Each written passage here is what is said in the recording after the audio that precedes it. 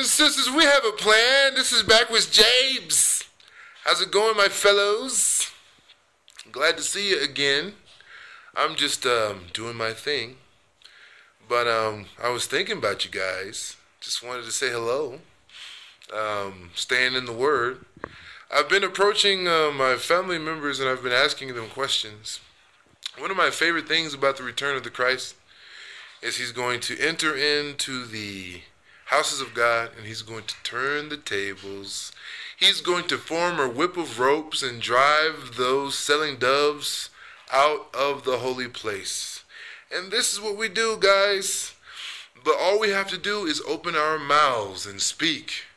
And when you go to the house of God, let me ask you this, those for you people that love to worship, and all you Jehovah's Witnesses and all you church people, when you go to church, when you go to the house of God, do you go there to see God? Or do you go there to see men? Get behind me, Satan, because you think man's thoughts. This was an insult. Because think about how depraved, right? Satan is from God's house, is he not? Is not God higher than Satan? For all those out there that are shuddering and they're afraid of Satan. Isn't God higher than Satan? And isn't man even lower? So why is Satan thinking man's thoughts? And why isn't he thinking God's thoughts? Why is Satan thinking man's thoughts? Get behind me. Because if you're from God's house, shall you not think God's thoughts? Brothers and sisters, the prophets, they think God's thoughts, my brothers and sisters. The prophet simply thinks God's thoughts. The prophet is the one that can hear God. The prophet is the one that knows, because the Lord, the sovereign Lord, he is a spirit. And he speaks in a spiritual way, almost like telekinesis. The way God, see, his spirit is carried upon his word. The Lord's spirit is carried upon his word. That means when he speaks, you know that it's him, because no one else is able to speak in this way. The centurion said, no one has spoken like this when Jesus Christ spoke. But you people in the churches covering your ears and covering your eyes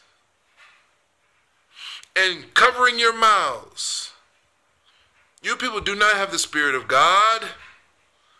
The reason why the churches are chastising anyone with an opinion is because they hate the Spirit of God. But wherever the Spirit of God is, there will be speech. So, for all you Jehovah's Witnesses out there, when you go to the house of God, are you not going to for God? And then consider this. When Zorro teaches the apprentice to become Zorro, to take over and be Zorro, how long does the apprentice Zorro stay in the cave learning from Zorro? Does he stay there for his whole life, you church people? How long do you put a cake in an oven? Forever?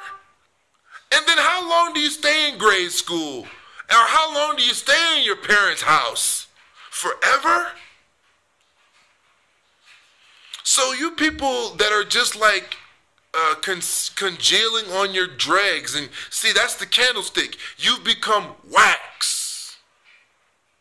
And you people surround the black wick.